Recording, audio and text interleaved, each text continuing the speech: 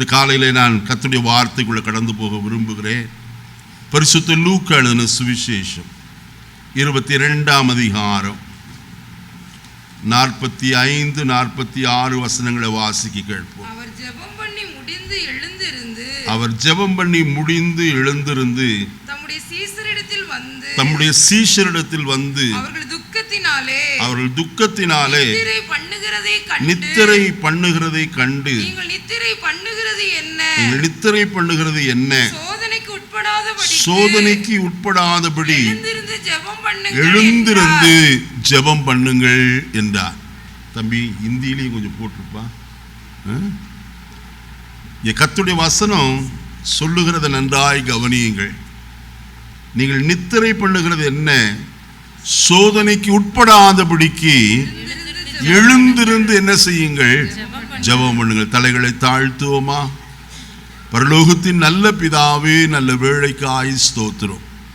இந்த காலை நேரத்திலே நம்முடைய சன்னிதானத்தில் ஆண்டவரே விசுவாச குடும்பங்களாய் நாங்கள் ஒருமித்து கூடி நம்முடைய நாமத்தை தொழுது ஆராதிக்க எங்களுக்கு உதவி செய்தீர். இம்மட்டுமாய் நம்முடைய பரிசுத்த பிரசன்னத்தில் கழிகூற எங்களுக்கு உதவி செய்தீரே. தொடர்ந்து நம்முடைய வசனங்களை கொண்டு எங்களோடு நீர் பேசும் ஆண்டவரே. கர்த்தருடைய ஆவியானவர் ஒவ்வொரு இருதயங்களையும் திறப்பீராக, செவிகளை திறப்பீராக. கர்த்தாவே, சொல்லப்படுகிற நம்முடைய வார்த்தைகள் ஒவ்வொரு இருதயத்தின் ஆழத்திலும் பதிந்திருக்கத்தக்கதாய் நீர் அனுக்கிரகம் செய்யும். கர்த்தர் பெரியவர், பெரிய காரியங்களை செய்ய அடியேனை மறைத்து கொள்ளும். வந்திருக்கிற எல்லாரும் ஆசீர்வதிக்கப்பட்டுள்ளாய் கடந்து போக கிருபை பாராட்டும். இரட்சகர் இயேசுவின் நாமத்தில் பிதாவே, ஆமென். மறுபடியும் வாசிப்போம். அவர் ஜெபம் பண்ணி முடிந்து எழுந்திருந்து தம்முடைய சீஷரிடத்தில் வந்து அவர் துக்கத்தினாலே நித்திரை பண்ணுகிறதை கண்டு நீங்கள் நித்திரை பண்ணுகிறது என்ன சோதனைக்கு உட்படாதபடிக்கு எழுந்திருந்து ஜெபம் பண்ணுங்கள் என்றார். கர்த்தருடைய பரிசுத்த நாமத்துக்கு ஸ்தோத்திரம் உண்டாகட்டும்.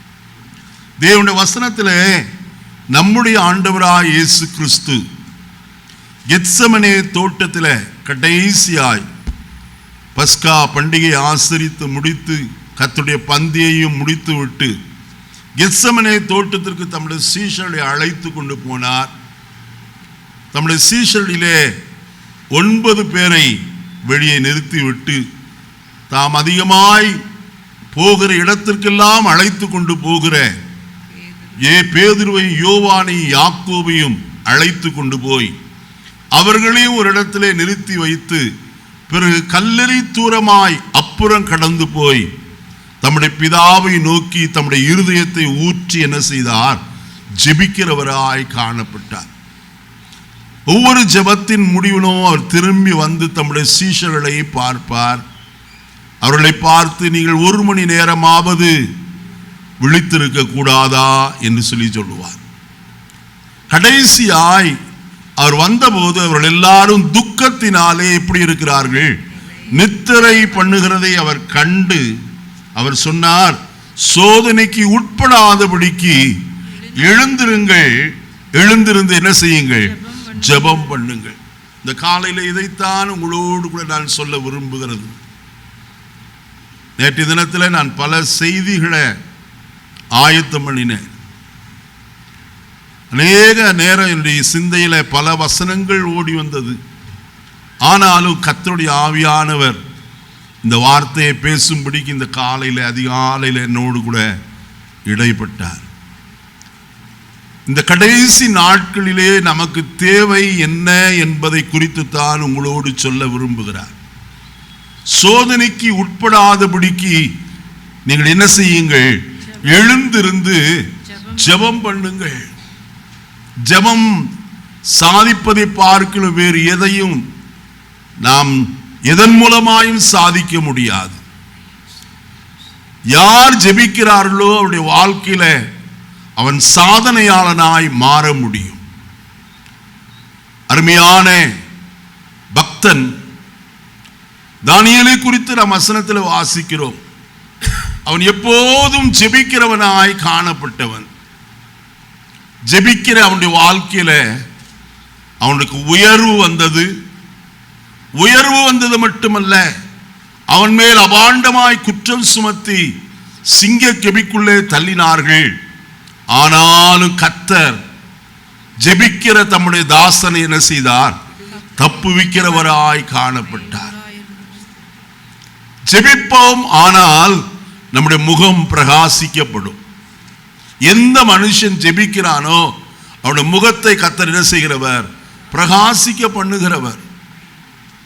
அவர்கள் அவரை நோக்கி பார்த்து பிரகாசம் அடைந்தார்கள். அவருடைய முகங்கள் என்ன செய்யல? வெட்கமில்லை. நம்முடைய ஜெபம் நம்மை ஒரு நாள் வெட்கமடைய செய்யாது. அது எந்த சூழ்நிலையிலும் எந்த இடத்திலும் அவர் நம்மை வெட்கத்திற்கு உட்படுத்துகிறவர் அல்லவே அல்ல. கர்த்தருடைய வேதம் அதைத்தான் சொல்லுகிறது. அதனால நாம் செய்ய வேண்டிய காரியம், முதலாவது எழுந்திருக்க வேண்டியது அவசியமான ஒரு காரியம்.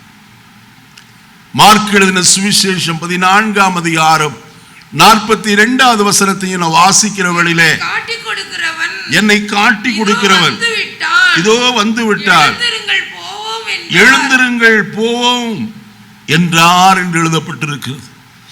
முதல்ல சொன்னார் ஜெபியுங்கள் என்று சொல்லி, இப்பொழுது சொல்லுகிறார் என்னை காட்டி கொடுக்கிறவன் இதோ என்ன செய்து விட்டார்? வந்து விட்டார். அதனால என்ன செய்யுங்க? எழுந்திருங்கள் என்று சொல்லுகிறார். அருமையான கர்த்தருடைய பிள்ளைகளே, இந்த காலையில நம்முடைய ஜீவிதம் இதுவரைக்கும் சோர்வினாலே, பலவீனத்தினாலே, பாடுகளின் நிமித்தமாய், துக்கத்தின் நிமித்தமாய் நாம் உறங்கி போனவர்களாய் காணப்படலாம். ஆனால் இன்றைக்கு நாம் செய்ய வேண்டிய ஒரு காரியம், எழுந்திருந்து ஜெபிக்க ஆரம்பிக்க வேண்டும். அப்போஸ்தலனாகிய பேதுரு சொல்லும்போது அவர் சொல்லுகிறார் இவ்விதமாக, தன்னுடைய நிருபத்தில் அவர் சொல்லும்போது, 1 பேதுரு, அப்போஸ்தலனாகிய பேதுரு எழுதுகிற முதலாம் நிருபம் 1 பேதுரு 5ஆம் அதிகாரம் 8வது வசனத்தை வாசிப்போமா? தெளிந்த புத்தி உள்ளவர்களாயிருங்கள், விழித்திருங்கள், ஏனெனில் உங்கள் எதிராளியாகிய பிசாசானவன் கெர்ச்சிக்கிற சிங்கம் போல் எவனை விழுங்கலாமோ என்று பாருங்கள். வசனம் எவ்வளவு தெளிவாக இருக்கிறது. தெளிந்த புத்தி உள்ளவர்களாயிருங்கள். என்ன செய்யுங்க? அனுபவத்திலே சொல்லுகிறார். ஜெபிக்க எங்கெல்லாம் ஆண்டவர் கூட்டி கொண்டு போனாரோ அங்கெல்லாம் பேதுரு என்னதான் செய்தார்? தூங்குகிறவராய்த்தான் காணப்பட்டார். மறுரூப மலைக்கு கொண்டு போனார், அங்கேயும் என்னதான்? தூக்கம்தான். கெத்செமனே தோட்டத்திற்கு கூட்டி கொண்டு போனார், அங்கேயும் தூக்கம்தான். ஏன்? கர்த்தருடைய வார்த்தையை பிரசங்கித்த பேதுருவை சிறையிலே அடைத்தார்கள். சிறையிலே காவல் காக்கிறவர்கள் சுற்றிலும் இருக்கிறார்கள். ஆனால் சிறையிலே பேதுரு எதற்கும் அஞ்சாமல் என்ன செய்கிறான்? நன்றாய் தூங்கி கொண்டிருக்கிறார். அவனுக்கு தெரியும் ஒரு காரியம், தனக்காக சபையார் என்ன செய்கிறார்கள்? ஜெபிக்கிறார்கள் என்று. அருமையானே, மற்ற இடங்களிலே நான் ஒரு சொல்வேன், அவனுடைய ஜீவிதத்தில் பல தோல்விகளை சந்திக்க நேர்ந்தது. கர்த்தருடைய வசனத்திலே நான் வாசிக்கிற வேளையிலே 3 முறை 3.5 ஆண்டு காலங்கள் யாரோடு சேர்ந்து நடந்தாரோ, தேவனுடைய வெளிப்பாட்டை பெற்றுக்கொண்டாரோ, தான் யாரை பின்பற்றி போகிறேன் என்பதை நன்றாய் அறிந்திருந்த அந்த பேதுருதான் ஜெபிக்க மறந்தபடியினாலே அவர் என்ன செய்தார்? மறுதலிக்கிறவராய் காணப்பட்டார். பட்டயத்தை எடுத்து ஓங்கி மல்கூசுடைய காதை என்ன செய்தார்? வெட்டுகிறவராய் காணப்பட்டார். இதெல்லாம் எதனால் என்றால் ஜெபம் இல்லாமையினாலே. ஜெபிக்கிற ஒரு மனுஷனுடைய வாழ்க்கையில தான் ஆசீர்வாதம். இயேசு எப்போதும் ஜெபித்து கொண்டிருந்தார். அவருடைய ஜீவிதம் எல்லா நேரங்களிலும் ஜெபிக்கிறதாய் காணப்பட்டது. தான் ஞானஸ்நானம் எடுத்த பிறகு அவர் கரையேறின போது ஜெபிக்கிறவராய் காணப்பட்டார். அவர் ஜெபம் பண்ணும் போதுதான் வானம் என்ன செய்யப்பட்டது? திறக்கப்பட்டது. அந்த காரியத்தை நாம் கர்த்தருடைய வசனத்திலே வாசிக்கிற வேளையிலே வாசிப்போமா? லூக்கா எழுதின சுவிசேஷம் 3ஆம் அதிகாரம்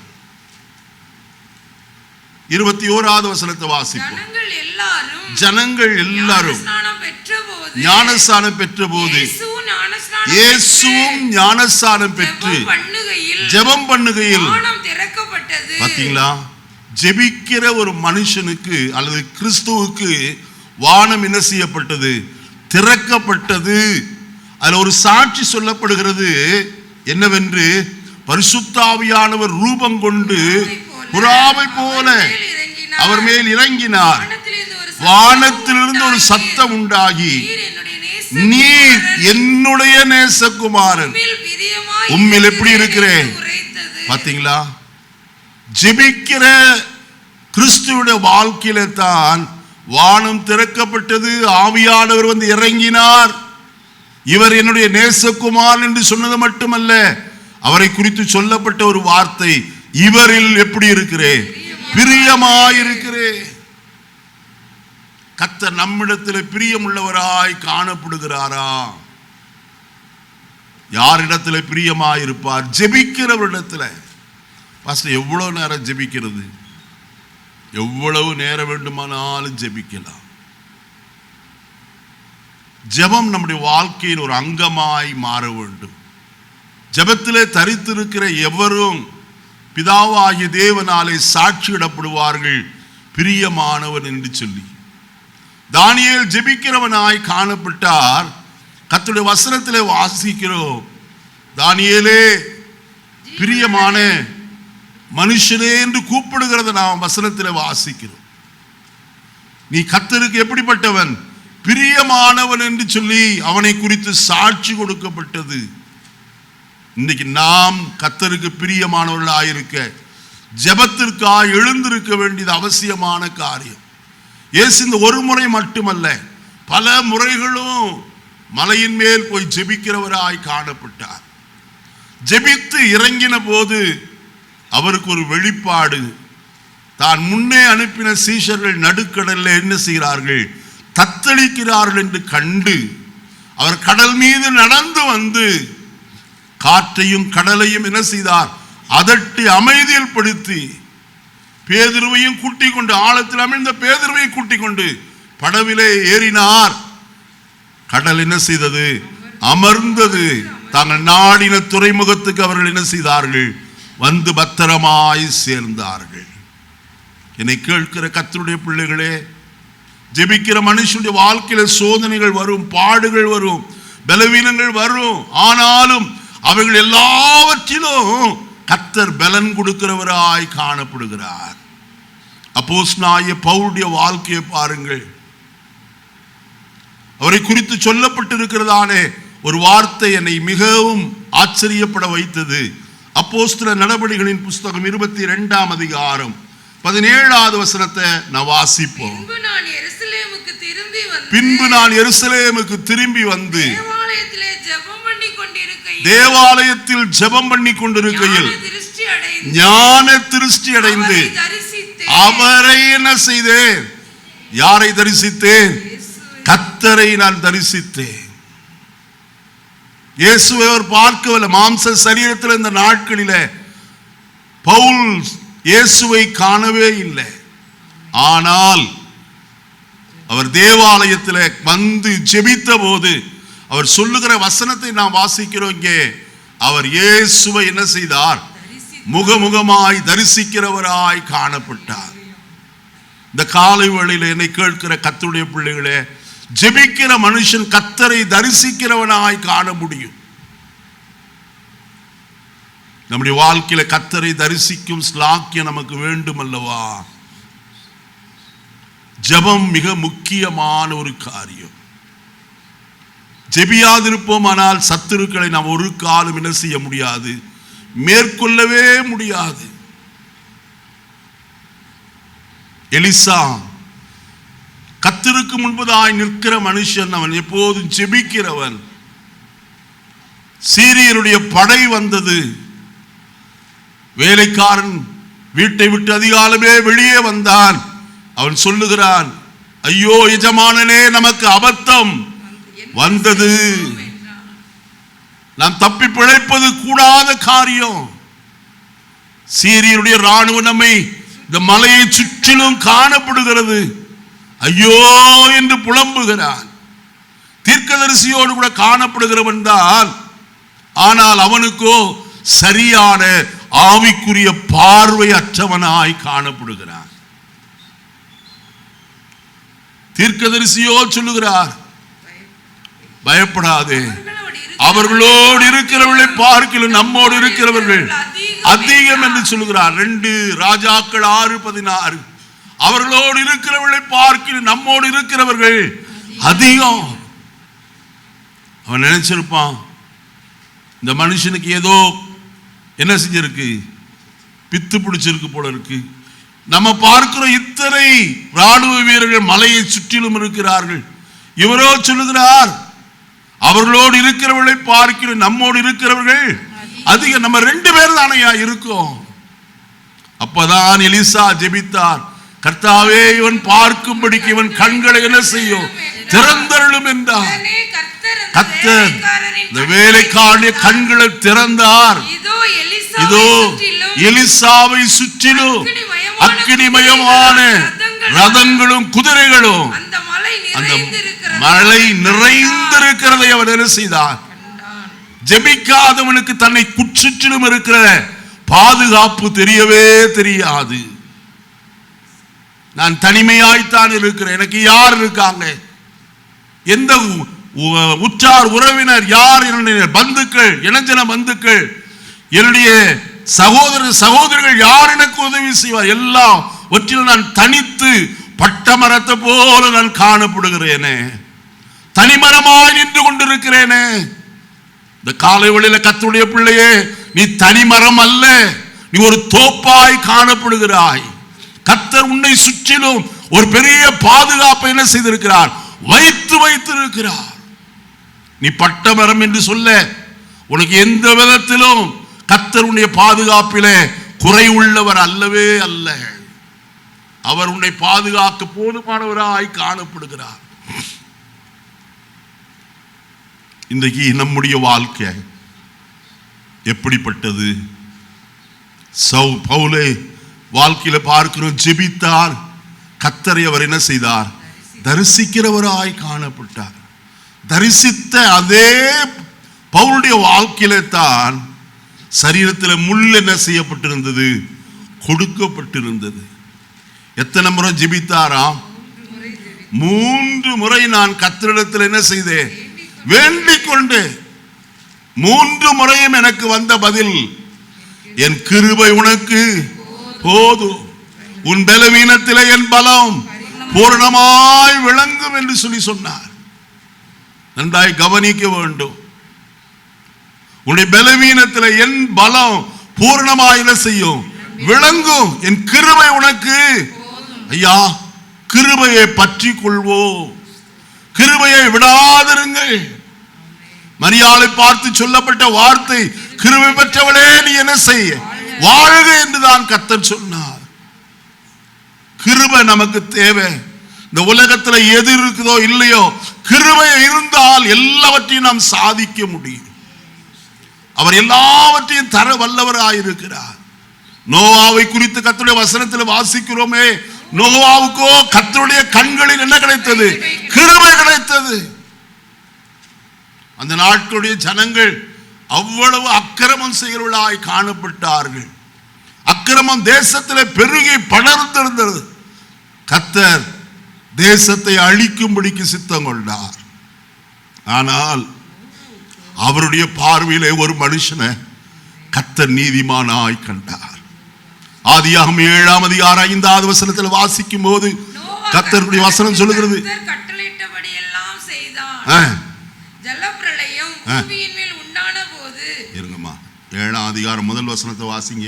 கர்த்தர் நோவாவை நோக்கி நீ உன் வீட்டார் அனைவரும் வேலைக்குள் பிரவேசியுங்கள். இந்த சந்ததியில் உன்னை எனக்கு முன்பாக என்ன செய்தேன்? நீதிமானாய் கண்டேன். அழிவு தேசத்தில் வரும் என்று கர்த்தர் சொல்லி இருக்கிறார். ஆனால் கர்த்தர் நோவாவுக்கும் அவன் குடும்பத்தாருக்கு மட்டும் ஒரு பெரிய பாதுகாப்புக்காக ஒரு பேழையை உண்டாக்கும்படிக்கு சொல்கிறார். காரணம் என்ன? வசனம் சொல்கிறது, இந்த சந்ததியில் உன்னை எனக்கு முன்பாக என்ன கண்டேன்? நீதிமானாய் கண்டேன். இந்த சந்ததி எப்படிப்பட்ட சந்ததி? மாறுபாடுள்ள சந்ததி, கேடுள்ள சந்ததி, பாவத்தினால் நிறைந்த ஒரு சந்ததி. கர்த்தருடைய வசனத்தில் வாசிக்கிறோமே, கோணலும் மாறுபாடுமான இந்த சந்ததியை விட்டு விலகி உங்களை என்ன செய்யுங்கள்? ரட்சித்துக் கொள்ளுங்கள் என்று தானே சொல்லப்பட்டிருக்கிறது. இன்றைக்கு உலகம் முழுவதும் புல்லாங்கனுக்குள் கிடக்கிறது. புல்லாங்கனாகிய பிசாசு பாவத்தை செய்யும்படிக்கு பயங்கரமாய் தூண்டி விடுகிறார். இத்தனை ஆண்டு காலங்களிலே இல்லாத பாவங்கள் எல்லாம் பயங்கரமாய் பெருகி கொண்டிருக்கிறது. வாயினாலே சொல்வதற்கு கூட கூச்சப்பட வேண்டிய நிலைமை தேவ சமூகத்தில் நின்று. ஆனால் நோவாவுக்கோ கர்த்தருடைய கண்களிலே கிருபை கிடைத்தபடியினாலே கர்த்தர் அவனை பார்த்து சொல்லுகிறார், இந்த சந்ததியில் உன்னை எனக்கு முன்பாக நீதிமானாய் கண்டேன். ஒரு மனுஷன் நீதிமானாய் இருப்பானால் கர்த்தருடைய குடும்பத்துக்கு என்னத்தை உண்டு பண்ணுகிறவர்? ரட்சிப்பை உண்டு பண்ணுகிறவராய் காணப்படுகிறார். பேழையை உண்டு பண்ண சொல்லி பேழையை உண்டாக்கின நோவாவினுடைய குடும்பத்தாராய் 8 பேரை அவர் என்ன செய்திருக்கிறாராம்? ரட்சித்திருக்க என்று கர்த்தருடைய வேதம் சொல்லுகிறது.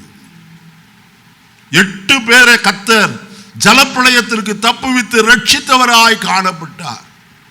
இன்றைக்கு நம்முடைய ஜீவிதத்தில் கர்த்தர் நம்மையும் நம்முடைய குடும்பத்தையும் வரப்போகிற நியாய தீர்ப்புக்கு தப்புவிக்க வேண்டுமானால் நாம் தேவனுக்கு முன்பதாக எப்படி இருக்க வேண்டும்?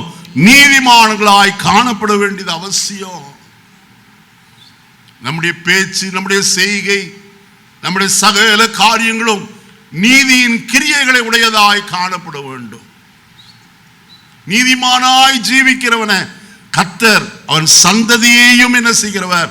ஆசீர்வதிக்கிறவர். தாவீது சொல்லுகிறாரே, நான் இளைஞனாயிருந்தேன், நான் முதிர் வயது உள்ளவனுமானேன், நீதிமான் கைவிடப்பட்டதையோ அவன் சந்ததி அப்பத்துக்கு இறந்து திரிகிறதையோ நான் காணவே இல்லையா? எத்தனை பேர் விசுவாசிக்கிறீங்க?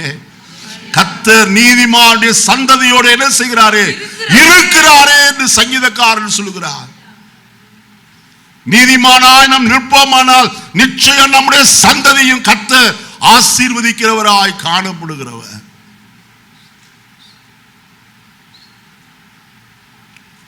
அருமையான லோத்தை குறித்து நாம் வசனத்தில் என்ன வாசிக்கிறோம்? லோத்தை குறித்து கர்த்தருடைய வேதத்தில் அப்போஸ்தலனாகிய பேதுரு சொல்லும் போது இவ்விதமாய் சொல்லுகிறார். வாசிப்போமா? 2 பேதுரு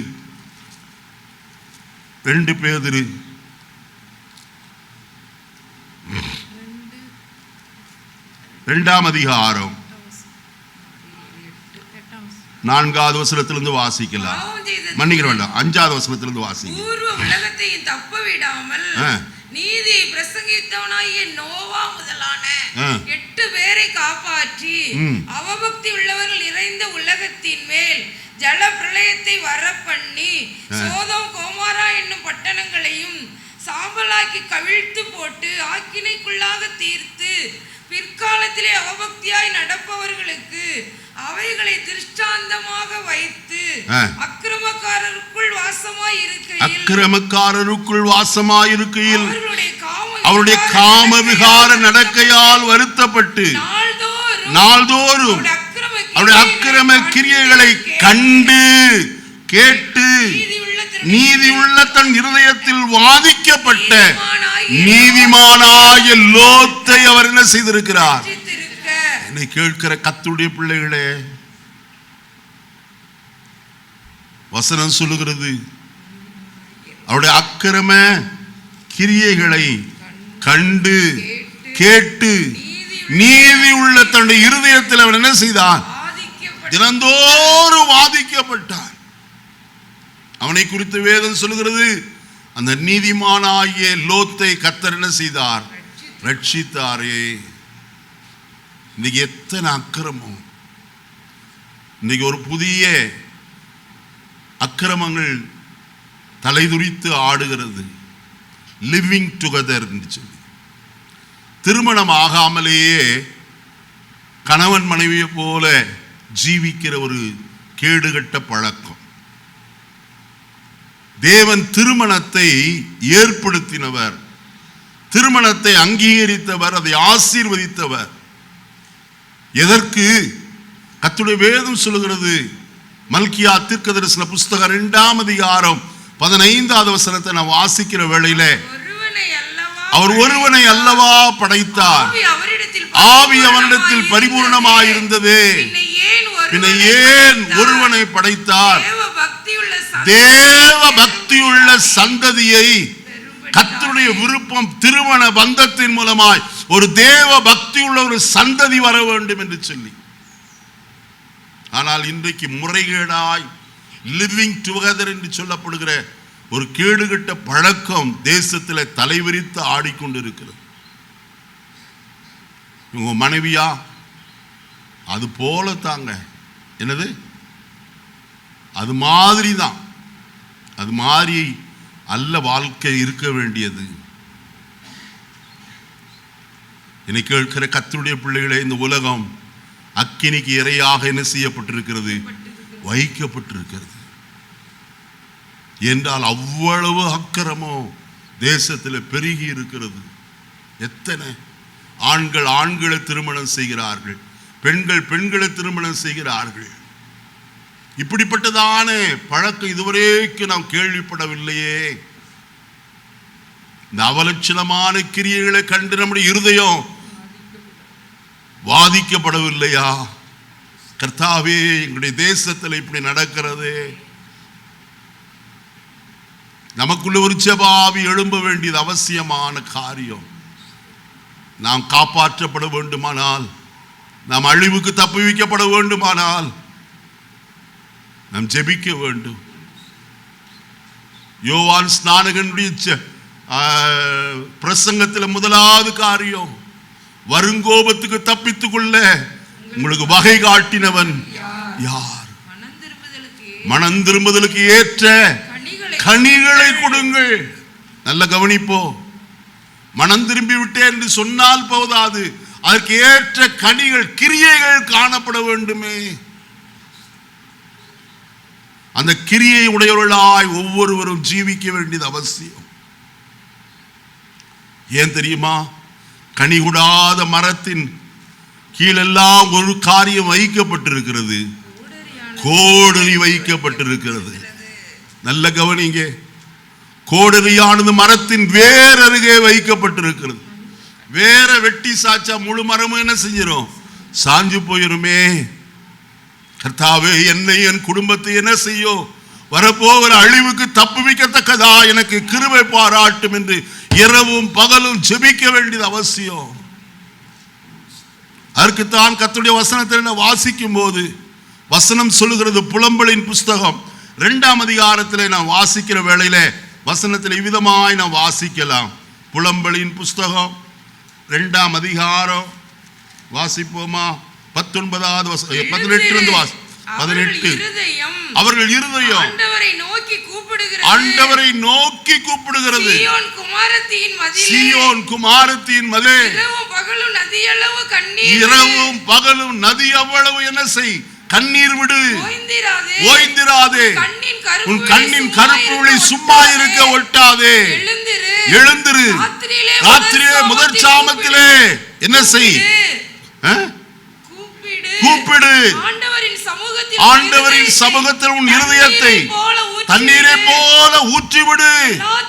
எல்லா தெருக்களின் முனைகளிலும் பசியினால் மூர்ச்சித்து போகிற உன் பிள்ளைகளின் பிராணனுக்காக உன் கைகளை கர்த்தருக்கு நேராய் ஏறிடு. எப்ப எந்திரிக்கணுமா? ராத்திரியிலே முதற் சாமத்திலே எழுந்திரு. இன்னைக்கு காலையில சூரியன் உதிச்சு நம்ம முகத்துல படுற வரைக்கும் என்ன செய்யறோம்? நல்லா தூங்கிட்டு இருக்கோம். இது தூங்குகிற காலம் அல்ல, இது விழிப்பாயிருக்க வேண்டிய காலம். தேவ சமூகத்தில் நம்முடைய முழங்காலை மடக்க வேண்டிய ஒரு காலம், ஜெபிக்க வேண்டிய ஒரு காலமாய் இருக்கிறது. எழுந்திருப்போமா? கர்த்தருக்காக எதையாயிலும் நாம் செய்ய வேண்டுமானால் முதலாவது நம்மையும் நம்முடைய குடும்பத்தையும் காப்பாற்ற தேவ சமூகத்தை நாம் எவ்வளவு நேரம் கண்ணீர் சிந்துகிறவர்களாய் காணப்படுகிறோம். யோசுவா சொன்னது போல நானும் என் வீட்டாரும் என்றால் கர்த்தரை தான் என்ன செய்வோம்? சேவிப்போம். உங்களுக்கு எதை சேவிக்க வேண்டும் என்று நீங்கள் விரும்பினாலும் தீர்மானித்தாலும் எனக்கு அதை பற்றி கவலை இல்லை. என்னுடைய தீர்மானம் நானும் என் வீட்டாரும் என்றால் கர்த்தரை என்ன செய்வோம்? சேவிப்போம். இன்னைக்கு நமக்குள்ள அந்த தீர்மானம், அந்த வைராக்கியம், அந்த வாஞ்சை நமக்குள்ளே வர வேண்டியது அவசியமான ஒரு காரியம். நமக்குள்ள அந்த வைராக்கியம் இருக்கிறதா? ஏசாயா தீர்க்கதரிசியின் புஸ்தகம் 59ஆம் அதிகாரத்தில் நான் வாசிக்கிற வேளையில கர்த்தருடைய வார்த்தை அங்கே இவ்விதமாய் சொல்லப்பட்டிருக்கிறத நாம் பார்க்க முடியும். ஏசாயா தீர்க்கதரிசியின் புஸ்தகம் 59ஆம் அதிகாரம் 17வது வசனத்தை வாசிப்போம். அவர் நீதியை மார்க்கவசமாக அணிந்து ரட்சிப்பென்னும் சீராவை தமது சிரசில் தரித்து நீதி சரிக்கட்டுதல் என்னும் வஸ்திரங்களை உடுப்பாக உடுத்து வைராக்கியத்தை சால்வையாக என்ன செய்திருக்கிறார்? போர்த்து கொண்டிருக்கிறார். வைராக்கியம் எதற்கு ஒப்பாய் இருக்கிறது? சால்வைக்கு ஒப்பாய் காணப்படுகிறது. வைராக்கியமாய் சால்வை நாம் போர்த்து கொண்டிருக்கிறோமா?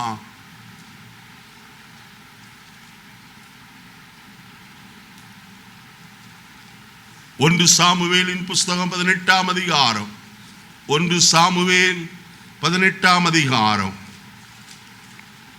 4வது வசனத்தை வாசிப்போம். யோனத்தான் போர்த்து கொண்டிருந்த சால்வையை கலற்றி அதையும் தன் வஸ்திரத்தையும் தன் பட்டயத்தையும் தன் வில்லையும் தன் கச்சையையும் கூட தாவீதுக்கு கொடுத்தான். எதெல்லாம் கொடுத்தான்? முதலாவது சால்வையை கொடுத்தான். அடுத்தது வஸ்திரம் கொடுத்தான், பட்டயத்தை கொடுத்தான், வில்லை கொடுத்தான், கச்சையை கொடுத்தான், எல்லாத்தையும் கொடுத்தான். ஏன் தெரியுமா?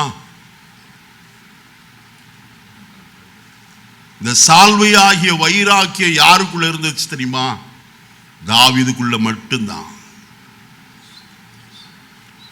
சவுல் ராஜாவாய் அரியணையிலே காணப்படுகிறான். பெலிஸ்தர் அவனுக்கு விரோதமாய் வந்திருக்கிறார்கள். ஏலா பள்ளத்தாக்கிலே திரளான ஒரு பெரிய கூட்டம். அதுல ஒருவன் எழும்பி வருகிறான், சவால் விடுகிறான். உங்களிலே யாரையாயிலும் ஒருவனை எனக்கு நேராக என்ன செய்யுங்கள்? அனுப்புங்கள். அவன் என்னோடு கூட போரிடட்டும். அவன் என்னை மேற்கொண்டால் நாங்கள் எல்லாரும் உங்களுக்கு அடிமைகள், நான் மேற்கொண்டால் நீங்கள் எல்லாரும் எப்படி அடிமைகளா எங்களை சேவிக்கிறவர்களா இருக்க வேண்டும். இவன் எத்தனை நாள் சொன்னான்? 40 நாட்களும் ஒவ்வொரு நாளும் காலை நேரத்திலும் மாலை நேரத்திலும் வந்து சொல்லி தன் தேவனுடைய நாமத்தை கொண்டு என்ன செய்தான்? இஸ்ரவேலின் ஜனத்தையும் தேவனையும் என்ன செய்தான்? சபிக்கிறவனாய் காணப்பட்டான். ஆனால் ஒருவனுக்குள்ள என்ன இல்லை? வைராக்கியம் இல்லையே. கர்த்தர் இன்றைக்கு காலை வேளையில பார்க்கிற ஒரே ஒரு காரியம், இன்னைக்கு தேவ ஜனத்தை நிந்திக்கிற கூட்டம் நிறைய எழும்பி இருக்கிறது, சுற்றிலும் காணப்படுகிறது. நமக்குள்ளே அந்த வைராக்கியம் எழும்ப வேண்டாமா? நாம் ஆராதிக்கிற தெய்வத்தை, நாம் ஆராதிக்கிற ஜீவனுள்ள தேவனை இவன் நிந்திக்கிறானே. ஒரு வைராக்கியம் நமக்குள்ளே எழும்ப வேண்டும். எனக்காய் ஜீவன் கொடுத்தவர், என்னை ரட்சிக்கும்படியாய் படுகுழியிலிருந்து என்னை தூக்கி எடுத்தவர், என்னை இவ்வளவாய் மேன்மைப்படுத்தி வைத்திருக்கிற கர்த்தருக்கு நான் என்ன வைராக்கியமாய் காணப்படுகிறேன். ஒருவனுக்குள்ள வைராக்கியம் இல்லை. எல்லாரும் நின்று வேடிக்கை பார்க்கிறார்கள். அவன் வந்து உரத்த சத்தமிட்டால் எல்லாரும் பின் திரும்பி முதுகை காட்டி ஓடுவார்கள். இது ஒன்றுதான் 40 நாள் நடந்தது. ஆனால் 40வது நாளுக்கு பிறகு ஒரு சிறுவன் ஆடுகளை மேய்க்கிறவன் ஏழா பள்ளத்தாக்குக்கு வருகிறான். அவன் வரும்போது இவனுடைய சவாலின் சத்தத்தை கேட்டவுடனே அவனுடைய இருதயத்தின் ஆழத்தில் ஒரு பெரிய வைராக்கியம். இஸ்ரவேலுடைய ராணுவங்களின் தேவனாகிய கர்த்தரை நிந்திக்கிறதற்கு விருத்த சேதனம் இல்லாத பெலிஸ்தன் எம்மாத்திரம் என்று எழுப்புகிறான். அருமையானவர்களே, எழும்பினவன் செய்த காரியம் எல்லாம் தெரியும் நமக்கு. ஆற்றிலே இறங்கினான், 5 கூழாங்கற்களை பெருக்கினான், தன் அடப்பையில போட்டுவிட்டு ஒரு கூழாங்கல்லோடு அவனுக்கு எதிர்த்து நிற்கிறான். நீ தடியோடு வருகிறாயே, நான் என்ன நாயா என்று கேட்டான். இவனோ, நீ நிந்திக்கிற இஸ்ரவேலுடைய ராணுவங்களின் சேனைகளின் தேவனாய கர்த்தருடைய நாமத்திலே வருகிறேன் என்று சொல்லி நன்றாய் சுழற்றி எறிந்தான். அது அவனுடைய நெற்றியிலே பட்ட மாத்திரத்தில் முகங்கொப்புற என்ன செய்தான்? விழுந்தான் என்று வசனத்தில் வாசிக்கிறோமே. அப்பொழுதுதான் யோனத்தான் பார்த்திருப்பான், இந்த வைராக்கியமான சால்வையை போர்த்து கொண்டிருப்பதற்கு எனக்கு எந்த விதத்திலும் என்ன இல்லை, தகுதியே இல்லை. இதற்கு தகுதி உடையவன் யார்? இந்த ஆடுகளை மேய்க்கிற சிறுவனாகிய தாவீது தான். கலற்றி கொடுத்து விட்டார். மாத்திரமல்ல, பல சூழ்நிலைகளில் சவுல் அவனை துரத்தி கொண்டு வந்த போதெல்லாம் யோனத்தான் அவனுக்கு ஏதாவது ஒரு வார்த்தை சொல்லுவான். அதற்கு பிறகு அவன் அரண்மனைக்கு போவான், இவனோ காடுகளுக்கு போய் விடுவான். கர்த்தர் என்றைக்காயிலும் ஒரு நாளிலே என்னை திரும்ப என்ன செய்வார்? எருசலேமுக்கு கொண்டு வருவார் என்று ஆவலோடு கூட காத்திருந்தார். நீங்களும் நானும் கர்த்தர் பேரில் ஒரு வைராக்கியம் இருக்குமானால் தேவன் நம்மை கைவிடவே மாட்டார் ஐயா. தேவன் நம்மை ஒருபோதும் நம்மேல் வைத்த அபிஷேகத்தை நிறைவு செய்யாமல் விடவே மாட்டார். கர்த்தர் தான் சொன்னார். 1 சாமுவேல் 16ஆம் அதிகாரம் 1வது வசனத்தில் நான் வாசிக்கிற வேளையில கர்த்தருடைய வசனம் சொல்கிறது, சாமுவேலை நோக்கி இஸ்ரவேலின் மேல் ராஜாவாயிராதபடிக்கு சவுலுக்காக நீ எந்த மட்டும் துக்கித்துக் கொண்டிருப்பாய்? உன் கொம்பை தைலத்தால் நிரப்பிக் கொண்டு வா. பெத்லெகேமியனாகிய ஈசாயின் வீட்டுக்கு உன்னை அனுப்புவேன். அவன் குமாரரில் ஒருவனை ராஜாவாக என்ன செய்தே? தெரிந்து கொண்டே. எதற்கு தெரிந்து கொண்டாராம்? வசனம் சொல்கிறது 15ஆம் அதிகாரம் 28வது வசனத்தை வாசிப்போமா? 15:28. அப்பொழுது சாமுவேல் அவரை நோக்கி, கர்த்தர் இன்றைக்கு உம்மிடத்திலிருந்த இஸ்ரவேலின் ராஜ்யத்தை கிழித்து போட்டு உம்மை பார்க்கிலும் உத்தமனாயிருக்கிற உம்முடைய தோழனுக்கு யாருக்கு கொடுத்தாராம்? தாவீதுக்கு கர்த்தர் கொடுத்தார் என்று சொல்கிறார். ஏன் தாவீதை குறித்து வசனம் சொல்கிறது? உத்தமனாயிருக்கிற கர்த்தர் யாருடைய குணத்திலே பிரியமாயிருக்கிறார்?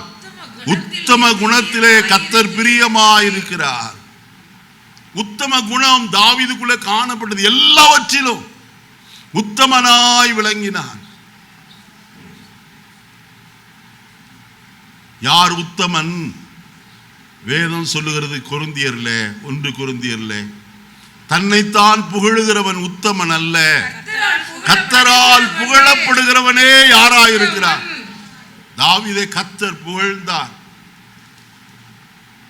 சவுலுக்கு முன்பதாய் சாமுவேல் சொல்லுகிறார், உம்மை பார்க்கிலும் உத்தமனாயிருக்கிற உம்முடைய தோழனுக்கு அந்த ராஜ்யத்தை என்ன செய்தார்?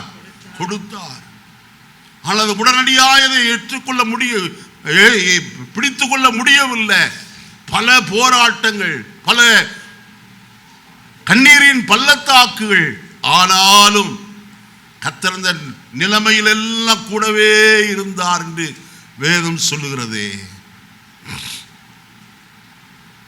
உத்தமனாகிய கர்த்தர் தாவீதுக்கு கர்த்தர் ராஜ்ய பாரத்தை கொடுத்தார். அவனை குறித்து சாட்சியும் கொடுத்தார். என்னவென்று வசனத்தில் என்ன வாசிக்கிறோம்? அப்போஸ்தலர் 13ஆம் அதிகாரம் 22வது வசனத்தை நான் வாசிக்கிற வேளையில, பின்பு அவர் அவனை தள்ளி தாவீதை அவர்களுக்கு ராஜாவாக ஏற்படுத்தி ஈசாயின் குமாரனாகிய தாவீதை என் இருதயத்திற்கு ஏற்றவனாக என்ன செய்தேன்? கண்டேன். இந்த காலையிலே கர்த்தருடைய இருதயத்திற்கு ஏற்றவர்களாய் நாம் காணப்பட வேண்டுமே. மனுஷருடைய இருதயத்திற்கு ஏற்றவர்களாக இருக்கலாம். அவங்க சொல்றாங்க என்னை ரொம்ப பிடிக்கும்னு சொல்லி, இவங்க சொல்றாங்க என்னை ரொம்ப பிடிக்கும்னு சொல்லி. மனுஷருக்கு பிடித்த எந்த லாபமும் இல்லை.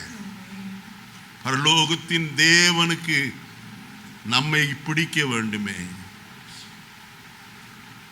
அவருடைய இருதயத்திற்கு ஏற்றவர்களாய் நாம் காணப்படுகிறோமா?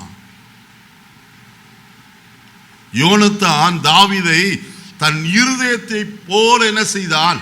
சிநேகித்தான் என்று வேதம் சொல்லுகிறது. அதே 1 சாமுவேல் 18ஆம் அதிகாரம் வாசிப்போம் முதல் வசனத்திலிருந்து. அவன் சவுலோடு பேசி முடித்த பின்பு யோனத்தானுடைய ஆத்துமா தாவீதின் ஆத்துமாவோடு எப்படி இருந்தது? நன்றாய் இசைந்து இருந்தது. ஒன்றாய் அவனுடைய ஆத்துமாவும் இவனுடைய ஆத்துமாவும் ஒன்றாய் இணைக்கப்பட்ட ஒரு நிலைமை.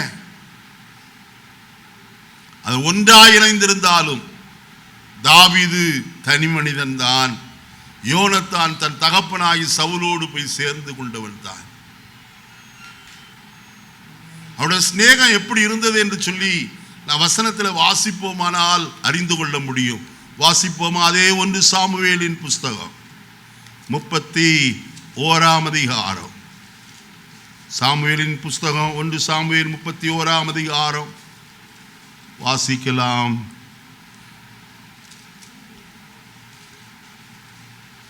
மன்னிக்கிறோம், 2 சாமுவேல் 1ஆம் அதிகாரம். 2 சாமுவேல் 1ஆம் அதிகாரம் 19வது வசனத்திலிருந்து வாசி. இஸ்ரவேலின் அலங்காரம் உயர்ந்த ஸ்தானங்களில் அதமாயிற்று. பராக்கிரமசாலிகள் விழுந்து போனார்கள். சந்தோஷப்படாதபடிக்கும் இல்லாதவர்களின் குமாரத்திகள் களிகூராதபடிக்கும் அதை காத் பட்டணத்தில் அறிவியாமலும் அஸ்கலோனின் வீதிகளில் பிரஸ்தாபப்படுத்தாமலும் இருங்கள். போதுமா? 26வது வசனத்தை மட்டும் வாசிப்போம். என் சகோதரனாய் யோனத்தானே, உனக்காக நான் என்ன செய்கிறேன்? வியாகுலப்படுகிறேன். யார் சொல்லுகிறார்? தாவீது சொல்லுகிறார். அங்க வசனத்தில் வாசிக்கிறோம், என் சகோதரனாய் யோனத்தானே, உனக்காக நான் என்ன செய்கிறேன்? வியாகுலப்படுகிறேன்.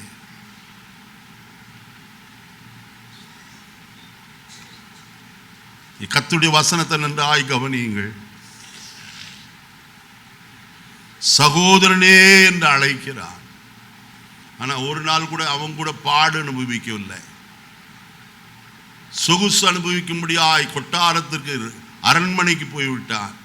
பாடுகளை அனுபவித்த தாவீது இப்பொழுது பாடுகிறான், என் சகோதரனாய் யோனத்தானே, உனக்காக நான் என்ன செய்கிறேன்? வியாகுலப்படுகிறேன். நீ எனக்கு வெகு இன்பமாயிருந்தாய். உன் சிநேகம் ஆச்சரியமாயிருந்தது. ஸ்திரீகளின் சிநேகத்தை பார்க்கிலும். பார்த்தீங்களா? ஸ்திரீகளுடைய சிநேகத்தை பார்க்கிலும் எப்படி இருந்தது? அதிகமாய் அவ்வளவு சிநேகித்தவன் தான். ஆனாலும் எதற்கு விருப்பம் இல்லை? பாடு சகிக்க விருப்பம் இல்லை. நாம் கர்த்தரை நேசிக்கிறோம் என்று சொல்லுகிறோமே, கிறிஸ்துவுக்காக பாடு சகிக்க நாம் ஆயத்தமாக இருக்கிறோமா? ஒரு சிறிய பிரச்சனை வந்தால் போதும், கர்த்தரை பார்த்து என்னென்னலாம் சொல்லுகிறோம். கர்த்தருடைய வசனத்தில் என்ன வாசிக்கிறோம்? 2 தீமோத்தேயு 2ஆம் அதிகாரம் 12வது வசனத்தை வாசிப்போமா? 2 தீமோத்தேயு. அவரோடு கூட பாடுகளை சகித்தோமானால், அவரோடு கூட பாடுகளை சகித்தோமானால், அவரோடு கூட ஆளுகையும் செய்வோம். அவரோடு கூட என்ன செய்வோம்? ஆளுகையும் செய்வோம். எதை சகித்தால்? பாடுகளை சகித்தோமானால். எப்படியெல்லாம் பாடுகளை சகித்தார்கள் நமக்கு முன்னே இருந்த பரிசுத்தவான்கள், அதை அறிந்து கொள்ள வேண்டாமா? எபிரேயருக்கு எழுதிய நிருபம் 11ஆம் அதிகாரத்திற்கு வருவோம். வாசிப்போமா? கர்த்தருடைய வார்த்தையை 33வது வசனத்திலிருந்து வாசிக்கலாம். விசுவாசத்தினாலே அவர்கள் ராஜ்யங்களை ஜெயித்தார்கள். விசுவாசத்தினாலே ராஜ்யங்களை ஜெயித்தார்கள், நீதியை நடப்பித்தார்கள், வாக்குத்தத்தங்களை பெற்றார்கள், வாக்குத்தத்தங்களை பெற்றார்கள், சிங்கங்களின் வாய்களை அடைத்தார்கள், அக்கினியின் உக்கிரத்தை அவித்தார்கள், பட்டய கருக்குக்கு தப்பினார்கள், பலவீனத்தில் பலன் கொண்டார்கள், யுத்தத்தில் வல்லவர்கள் ஆனார்கள், அந்நியருடைய சேனைகளை முறியடித்தார்கள், ஸ்திரீகள் சாக கொடுத்த தங்களுடையவர்களை உயிரோடு எழுந்திருக்க பெற்றார்கள். வேறு சிலர் மேன்மையான உயிர்த்தெழுதலை அடையும்படிக்கு விடுதலை பெற சம்மதியாமல் பாதிக்கப்பட்டார்கள். நிந்தைகளையும் அடிகளையும் கட்டுகளையும் காவலையும் அனுபவித்தார்கள். கல்லெறி உண்டார்கள். வாளால் என்ன செய்தார்கள்? உயிரோடு ரம்பத்தில் அறுத்தார்களாம். அதுல பழைய ஏற்பாட்டு பரிசுத்தவான் ஏசாயா தீர்க்கதரிசி. வேத பண்டிதர்கள் சரித்திரமும் சொல்லுகிறது, ஏசாயாவை வாளினால் அறுத்தார்கள் என்று சொல்லி. எவ்வளவு பயங்கரம்! உயிரோடு இருக்கிற மனுஷனை மரத்தை அறுக்கிறது போல அறுத்தால் எப்படி இருக்கும்? இந்த பாடுகள் எல்லாம் பெற்றவன் தான் ஒரு காரியத்தை பெற்றுக்கொண்டான். நான் அதோடு கூட வார்த்தைகளை முடிக்க போகிறேன். யோவான் எழுதின சுவிசேஷம் 12ஆம் அதிகாரம் 41வது வசனத்தை வாசிப்போம். யோவான் 12:41. ஏசாயா அவருடைய மகிமையை கண்டு, ஹல்லேலூயா ஹல்லேலூயா, ஏசாயா அவருடைய மகிமையை கண்டு அவரை குறித்து பேசுகிற போது இவைகளை சொன்னார். எதை கண்டானா? கர்த்தருடைய மகிமையை கண்டான். எப்போது கண்டான்? வாசிப்போமா? ஏசாயா 6ஆம் அதிகாரம் 1 வசனத்தை வாசிக்கிறோம். உசியா ராஜா மரணமடைந்த வருஷத்துல ஆண்டவர் உயரமும் உன்னதமான சிங்காசனத்தின் மேல் வீற்றிருக்க கண்டேன். வஸ்திர தொங்கலால் தேவாலயம் நிறைந்திருந்தது. இங்கே ஒரு வார்த்தை சொல்லப்பட்டிருக்கிறது, உசியா ராஜா மரணமடைந்த வருஷத்திலே. அப்படின்னு என்ன அர்த்தம்? சொல்லுங்க. உசியா ராஜா மரணமடைந்த வருஷத்துல, அந்த வருஷத்துல தான் ஏசாயா கர்த்தரை என்ன செய்தான்? கண்டான். இந்த உசியா ராஜா ஏசாயாவுக்கு ஒன்று விட்ட சகோதரன். அதனால இவனும் ராஜ பரம்பரையில கடந்து வந்தவன், நன்றாய் சுகபோகமாய் காணப்பட்டவன். ஆனால் கர்த்தர் அவனை அழைத்தார்.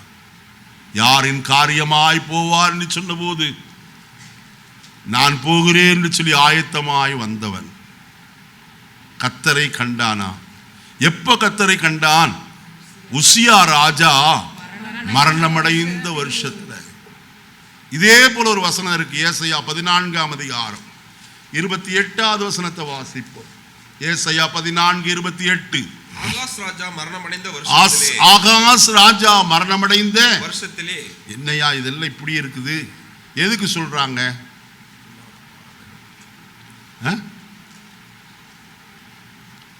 நம்ம தேசப்பிதா காந்தி இறந்த போது சில சம்பவங்கள் நடந்தது. அந்த சம்பவத்தை எப்படி சொல்றாங்க? அவர் இறந்தப்ப இதெல்லாம் நடந்துச்சு. ராஜீவ் காந்தி இறந்தப்ப என்னெல்லாம் நடந்துச்சுன்னு சொல்றாங்க. அப்போ அந்த நாளை குறிப்பிட்டு சொன்னால் அதனுடைய பின்னே வருகிற சம்பவங்கள் எல்லாம் தெரியும். அதே போலத்தான் இங்கே சொல்லப்படுகிறது. உசியா ராஜா மரணமடைந்த வருஷத்திலே எல்லாரும் சொல்லுவார்கள், உசியா மேட்டிமை உள்ள மனுஷன். நம்முடைய வாழ்க்கையில மேட்டிமை என்றைக்கு தொலைகிறதோ அன்றைக்குத்தான் கர்த்தரை என்ன செய்ய முடியும்? தரிசிக்க முடியும். ஒரு வகையில் உண்மையாயிருந்தாலும் காரியம் அதுவல்ல. குறிப்பிட்டு அந்த உசியா ராஜாவுடைய மரண வருஷத்துல தான் ஏசாயா கர்த்தரை என்ன செய்தான்? கண்டான். ஏன் தெரியுமா? உசியா ராஜா இருந்தபடினாலே ஏசாயாவுக்கு எதை குறித்து என்ன இல்லை? கவலையே இல்லை. பொருளா, ஆஸ்தியா, சம்பத்தா, எதை குறித்தும் கவலையில். அவன் இறந்து போய்விட்டான். ஒரு கைவிடப்பட்ட ஒரு நிலைமை தான். இனி யார் அடுத்தது வருவார் தெரியாது. அப்படிப்பட்ட வருஷத்துல தான் ஏசாயா கர்த்தரை தரிசித்தான். வசனத்தை வாசிப்போமா? 5வது வசனத்தை வாசிப்போம். ஏசாயா 6:5. அப்பொழுது நான் ஐயோ அதமானே, நான் அசுத்த உதடுகள் உள்ள மனுஷன், அசுத்த உதடுகளுள்ள ஜனங்களின் நடுவிலே வாசமாயிருக்கிறவன், சேனைகளின் கர்த்தராகிய ராஜாவை என் கண்கள் என்ன செய்ததே? கண்டதே. இதை குறித்துதான் பேச வேண்டும் என்று வந்தேன். ஆனால் முடிவா இந்த வசனமே வந்து விட்டது. கர்த்தரை கண்டவர்களை குறித்து சாட்சி. கர்த்தருக்கு சித்தமானால் வருகிற நாட்கள் உங்களோடு பேசுவேன். என்னை கேட்கிற கர்த்தருடைய பிள்ளைகளே, நம்முடைய கண்கள் கர்த்தரை காண்கிறதா? நம்முடைய கண்கள் தெளிவிக்கப்பட வேண்டியது அவசியம். யோபின் புஸ்தகம் 31ஆம் அதிகாரம் 1வது வசனத்தை வாசிப்போம். யோபு 31:1. என் கண்களோட உடன்படிக்கை பண்ணின நான் ஒரு கன்னிகையின் மேல் என்ன செய்றா?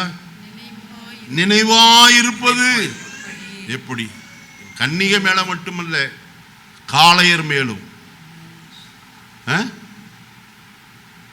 இன்னைக்கு பார்த்தா ஓரளவும் தெரிய மாட்டேங்குது. மாப்பிள்ளை மாதிரியே வரமாட்டேங்கிறான். தலையை பிரட்டி போட்டுட்டு இப்படி தூக்கி அவன் குஞ்சாந்தாடியும் அவன் லட்சணத்தை பார்த்தாலும் இவனெல்லாம் மாப்பிள்ளையான்னு சொல்ல வேண்டியதா இருக்கு. செக்க செவேன்னு பிள்ளை, ஆனால் மாப்பிள்ளை பார்த்தா என்னை விட கருப்பு. நல்ல கவனிங்க, நான் விளையாட்டுக்கு சொல்லலை. இப்படிப்பட்ட உலகத்தில் காணப்படுகிறோம். எப்படிதான் அவளுக்கு பிடிச்சதோ அவனுக்கு பிடிச்சதோ தெரியல. அவனுக்கு பிடிக்கும், ஏன்னா நல்ல செக்க செவேன்னு சுண்டுனா என்ன வருது? ரத்தம் வருதே.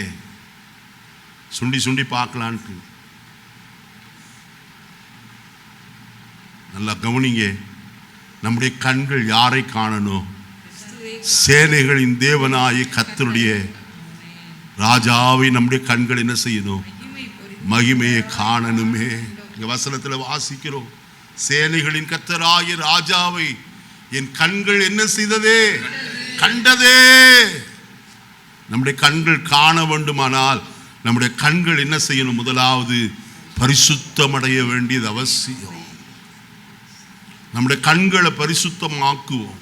கர்த்தாவே என் கண்களை கழுவாயா. நாம் தரிசிப்போமா கர்த்தரை? வாசிப்போம். ஏசாயா தீர்க்கதரிசியின் புஸ்தகம் 33ஆம் அதிகாரம் 16, 17 வசனங்களை வாசிப்போம். உயர்ந்த இடங்களில் வாசம் பண்ணுவான். 15ஆம் வசனத்துல 15லிருந்து வாசிங்கம்மா. நீதியாய் நடந்து ஏற்கும் நேரமாச்சு இருந்தாலும் பரவாயில்ல, ஒரு வசனத்தை வாசிப்போம். நீதியாய் நடந்து செம்மையானவைகளை பேசி இடுக்கண் செய்வதால் வரும் ஆதாயத்தை வெறுத்து பரிதானங்களை வாங்காதபடிக்கு தன் கைகளை உதறி ரத்தம் சிந்துவதற்கான யோசனைகளை கேளாதபடிக்கு தன் செவியை அடைத்து பொல்லாப்பை காணாதபடிக்கு தன் கண்களை மூடுகிறவன் எவனோ அவன் உயர்ந்த இடங்களில் வாசம் பண்ணுவான். கண்மலையின் அரண்கள் அவனுக்கு உயர்ந்த அடைக்கலமாகும். அவனுக்கு அப்பம் அவனுக்கு கொடுக்கப்படும். அவன் தண்ணீர் அவனுக்கு நிச்சயமாய் கிடைக்கும். கண்கள் ராஜாவை மகிமை பொருந்தியவராய். ஹல்லேலூயா. உன் கண்கள் கர்த்தரை மகிமை பொருந்தினவராய் என்ன செய்யும்? காணுமே. நம்முடைய கண்கள் காணணுமானால் ஒரு காரியம் நடக்கணுங்க. 2 கொரிந்தியர் 3ஆம் அதிகாரம் 18வது வசனத்தை வாசித்து நிறைவு செய்வோம். கர்த்தரே ஆவியானவர், ஆவியானவர் எங்கேயோ அங்கே விடுதலையும் உண்டு. நாம் எல்லாரும் திறந்த முகமாய் கர்த்தருடைய மகிமையை கண்ணாடியிலே காண்கிறது போல கண்டு ஆவியாயிருக்கிற அந்த சாயலாகத்தானே, கர்த்தரால் அந்த சாயலாகத்தானே மகிமையின் மேல் மகிமை அடைந்து ஹல்லேலூயா அவரை நாம் காணும் சாக்கியம் உள்ள கண்கள் பாக்கியம் உள்ளது. நம்ம கர்த்தரை காணணும்னு விரும்புறோமா? கர்த்தருக்கு அது விருப்பையா? அந்த விருப்பம் எங்கே இருக்கு? யோவான் 17ஆம் அதிகாரம் 24வது வசனத்துல கிறிஸ்துவுடைய விருப்பத்தை நாம் பார்க்கிறோம். பிதாவே, உலக தோற்றத்திற்கு முன்னே நீர் என் மேல் அன்பாய் இருந்தபடியால் நீர் எனக்கு தந்த மகிமையை, என்னுடைய மகிமையை எனக்கு தந்தவர்கள் காணும்படியாக நான் எங்கே இருக்கிறேனோ அங்கே அவர்களும் என்னோடு இருக்கும்படிக்கு. ஹல்லேலூயா, ஹல்லேலூயா, ஹல்லேலூயா. கிறிஸ்துவினுடைய விருப்பம், நீர் எனக்கு தந்த மகிமையை எனக்கு தந்தவர்கள் என்ன செய்யணும்? பார்க்க வேண்டும்.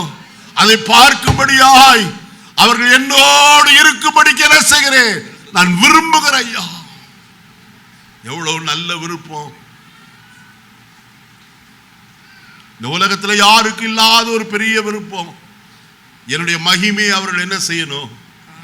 காணணும். ஐயா, ஆயினால் தான போஸ்னாயே பேதுரு சொல்லும் போது அவருடைய நிருபத்தில் விதமாய் சொல்லுகிறார். 2 பேதுரு 1ஆம் அதிகாரம் 16வது வசனத்தை வாசித்து, நாங்கள் தந்திரமான கட்டுக்கதைகளை பின்பற்றினவர்களாக அல்ல, அவருடைய மகத்துவத்தை கண்ணார கண்டவர்களாக நம்முடைய கர்த்தராகிய இயேசு கிறிஸ்துவின் வல்லமையும் வருகையும் உங்களுக்கு என்ன செய்கிறோம்? அறிவிக்கிறோம். எதை கண்டாராம்? அந்த வசனம் சொல்லுகிறது, அவருடைய மகத்துவத்தை எங்கள் கண்களால் கண்டோம். ஹல்லேலூயா. அவருடைய மகத்துவத்தை காண நமக்கு எத்தனை பேருக்கு விருப்பம்? ஆயினத்தான் யோபு சொல்கிறான், இந்த மாம்சம் இந்த தோல் முதலானவர்கள் அழுகி போன பின்பும் என் கண்களால் அவரை என்ன செய்வேன்? காண்பேன். அந்நிய கண்கள் அல்ல, என் கண்களே அவரை என்ன செய்யும்? அதுக்கு அடுத்த ஒரு வார்த்தை விதமாய் சொல்லப்பட்டிருக்கு, இந்த வாஞ்சையால். எந்த வாஞ்சையால்? என் கண்களை அவர், என் கண்களால் அவர் என்ன செய்வேன்?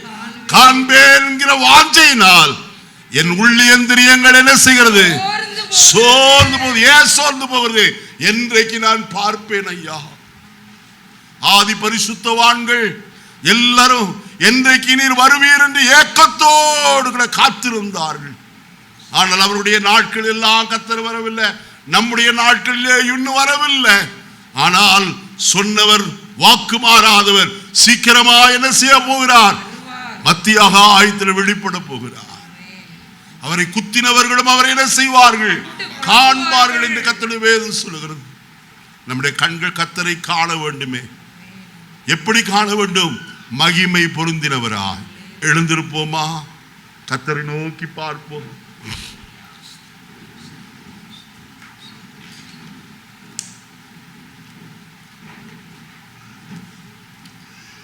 எழுந்திருங்கள், எழுந்திருந்து ஜெபம் பண்ணுங்கள் என்று சொன்னாரே. ஜெபிக்கிற மனுஷனுடைய வாழ்க்கையில உண்டாகிற நன்மையை குறித்து கேட்டோம். ஜெபிக்கிற ஏசாயா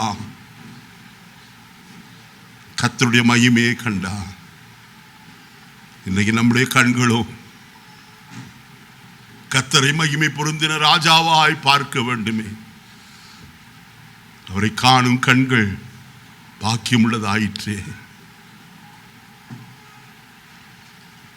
இந்த காலத்திலே பாடுகள், இக்காலத்து பாடுகள் இனி வெளிப்படும் மகிமைக்கு ஒப்பிடத்தக்கவைகள் அல்லவே. கர்த்தர் நம்மை பாடுகளின் வழியாய் நடத்தினாலும், பிரயாசங்களின் வழியாய் நாம் நடந்து சென்றாலும், ஒரு காரியத்தை மட்டும் நாம் நினைக்க வேண்டிய ஒரு காரியம், எப்படியாகில் அவரை பார்ப்பேன். அந்நிய கண்களால் அல்ல,